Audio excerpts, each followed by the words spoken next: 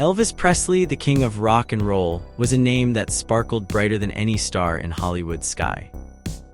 Yet behind the glamour, a very different story unfolded. It's a tale not of a genius actor, but of a man caught between stardom and personal struggles, all while Hollywood had bigger fish to fry. Take Rock Hudson, for instance. In 1955, Universal Studios had a choice. They could sign Elvis, a rising star with a voice like molten gold. Or they could stick with Rock Hudson, a handsome actor with talent but nothing explosive. They chose Elvis, but not for his acting skills. The real reason? They had Hudson, their big, handsome option, already under contract. Elvis got the gig, but his acting career was always secondary to his role as a cash cow. This choice wasn't just a missed opportunity for Elvis, it was a strategic blunder by Universal. Elvis was more personality than actor. He had a strict code for his on-screen personas. No drugs, no revealing clothes, and above all, no scenes where a woman dominated him. This limited his roles drastically. He was stuck in a cycle of safe, unchallenging parts, while Rock Hudson was tackling roles like the one James Dean had in Giant. Elvis could have been a great actor, but his career was designed to keep him safe, not to challenge him. This wasn't just about Elvis, it was about how Hollywood viewed him. Colonel Parker, Elvis's manager, negotiated a deal that seemed great at first. $100,000 per movie, plus options for 6 more. It sounded like a dream, but it was a trap. Those $100,000 were for just one movie, not a guarantee of future success. In the long run, it was a poor deal compared to what other stars were making. Elvis had to churn out movie after movie, while stars like Elizabeth Taylor could make a fortune on a single film. Elvis's struggles weren't just on screen. Off-screen, he was a different story. He had a fixation on staying youthful and virile, even as he faced the reality of his own mortality. He was fascinated by James Dean's tragic end, dreaming of a similar fate that would boost his legend. He was also deeply insecure, especially around women his age. Stories abound of his discomfort and awkwardness in dates, preferring solitude over socializing. But Elvis's personal life was as tumultuous as his career was stunted. His relationships were often shallow, driven more by his need for companionship than genuine connection. His underage girlfriend, Priscilla, described him as highly sexed, but also distant and unpredictable. She recounted how he'd hand her white pills, claiming they were to help her stay awake, secretly doling out drugs to an underage girl. It was a disturbing glimpse into his world, one where the lines between reality and the glamour of stardom blurred. Elvis's marriage to Priscilla was another chapter in his story of unfulfilled potential. They married in 1967, but their relationship was strained.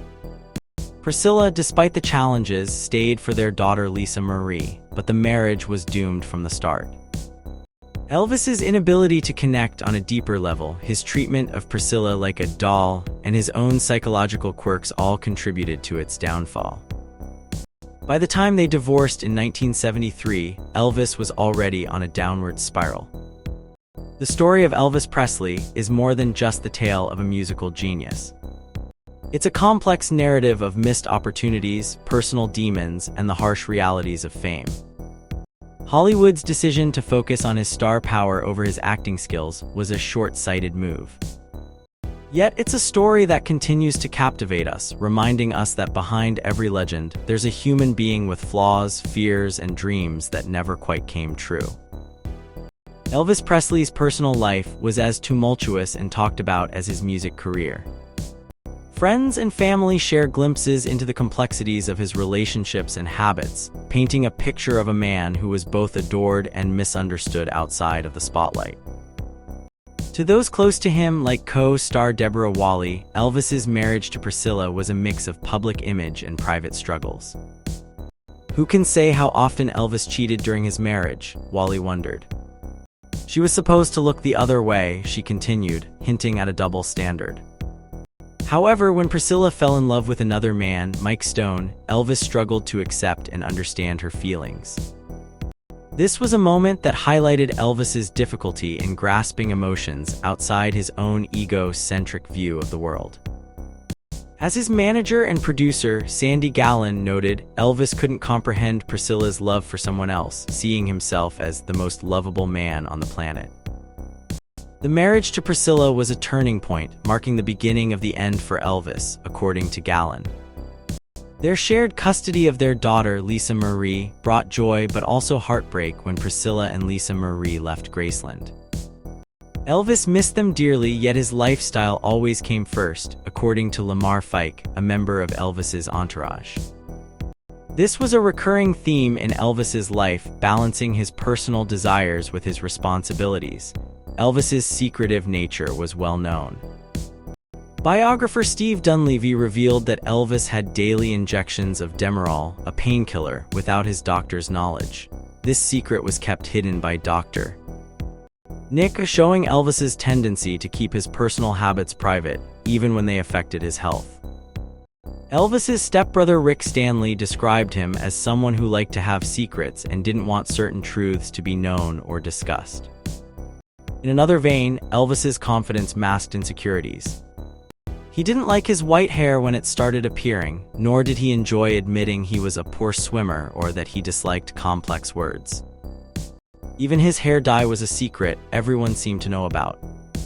His mother, Angela Lansbury, recounted an amusing anecdote about Elvis's reluctance to acknowledge his hair color changes, highlighting his desire to maintain a certain image. Elvis's relationship with authority was complicated. Music critic Sharon Tveit pointed out that Elvis's use of amphetamines, which he started in the army, led to erratic sleep patterns and paranoia. This habit of taking drugs to stay awake and focused had long-term effects on his health and behavior. His desire to impress authority figures reached a bizarre peak when he tried to become an undercover narcotics agent, as publicist Andrea Jaffe noted. The idea of being recognized only for wearing a badge was far from Elvis's reality, yet he craved that sense of importance. Kevin Spacey, who played Nixon in the movie Elvis and Nixon, shed light on another facet of Elvis's personality, his desire for recognition and power. Elvis wanted to feel important, even going as far as shooting at televisions when displeased with the news. This impulsive behavior was often directed at those who opposed the president, showing how deeply Elvis was influenced by political figures of his time. As Elvis's career progressed, so did his dissatisfaction with the film industry's constraints. Nanette Fabre, who worked with Elvis, described how he grew tired of the quick production times and limited rehearsal periods. Directors had to cater to Elvis's whims, sometimes at the expense of quality productions. Elvis's disinterest in diving deeper into acting roles became evident, preferring the excitement of rock and roll over the routine of filmmaking. Elvis's personal relationships also revealed his complex character. Columnist Jean Boole recounted how Elvis avoided Judy Tyler's funeral after her tragic death, not wanting the press to disrupt the event. Yet cousin Billy Smith offered a different perspective, suggesting Elvis was genuinely saddened but chose to avoid the press. This duality in Elvis's nature, the public performer versus the private individual, was a recurring theme among those who knew him. Director Gene Nelson shared an interesting insight into Elvis's choice of movie roles and characters. Elvis and his friend Neville Brand preferred names that weren't traditionally ethnic, which some might see as a form of avoidance or bias. Meanwhile, author Kate Millett noted the hypocrisy in Elvis's statement about not wanting to marry someone who wore makeup, given his wife Priscilla's heavy makeup use. These instances show Elvis grappling with personal beliefs and the realities of his relationships. The relationship between Elvis and Priscilla was unique and complex. Biographer C. David Heyman explained how Elvis kept Priscilla essentially on retainer for 8 years before marrying her at 19, with their relationship lasting about 6 years. This period was marked by Elvis's indecisiveness about marriage and fatherhood, influenced by his upbringing and the pressures of fame. In the end, Elvis Presley's life was a mix of public adoration and private struggles. Through the eyes of those who knew him, we see a man who was both larger than life and deeply human, full of contradictions and complexities that continue to fascinate us today. Elvis Presley's relationship with Priscilla Beaulieu was a big secret for a while. When they first met, Priscilla was just a young teenager, only 14 years old, and Elvis was already famous. They spent lots of time together, talking and getting close. Many people found this strange because Priscilla was so young. Priscilla knew Elvis was seeing other women too, and even though it hurt her, she didn't let it break her heart. Elvis would tell Priscilla's stepdad that she was mature for her age and would take care of her. But when Elvis finished being in the army, he quickly moved on, giving Priscilla his jacket as a token of their time together. After his time in the army, Elvis came back and started performing again. He was different now. He wasn't just a teen idol anymore. He was aiming to appeal to grown-ups too. But despite this change, he still had a reputation for dating very young girls.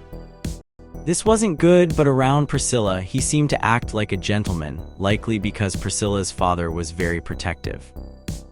Elvis' career took off again after he got out of the army. He made a lot of money and was set to marry Priscilla. But the wedding was more about Elvis and his manager, Colonel Parker, than the couple.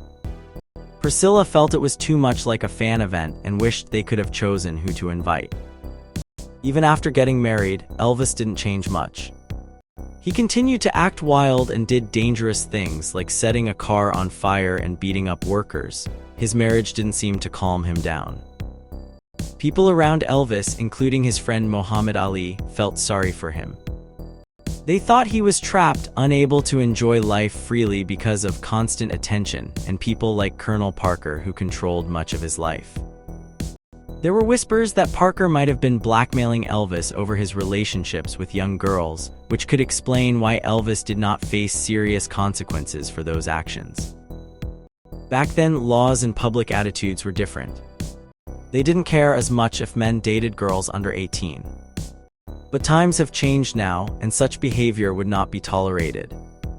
Some people believe Elvis had a special attraction to younger women because to him, women were more like mothers. Priscilla understood this and wasn't too worried about his other relationships, except for the one with the actress Anne Margaret, because she understood Elvis wouldn't marry someone who could take away his stardom. Elvis' acting career wasn't always successful. Some of his movies were terrible, filled with lots of songs he'd sing that nobody remembered. Critics didn't like them much. However, he kept working, even doing films in Hawaii that were mostly just for fun, like one where he pretended to surf, even though he couldn't actually swim. In the end, Elvis Presley was a complex person with a lot of contradictions. He was a musical genius who also had dark sides, including his treatment of young girls and his struggle with personal freedom. His story continues to intrigue people to this day, a mix of music, fame, and personal struggles.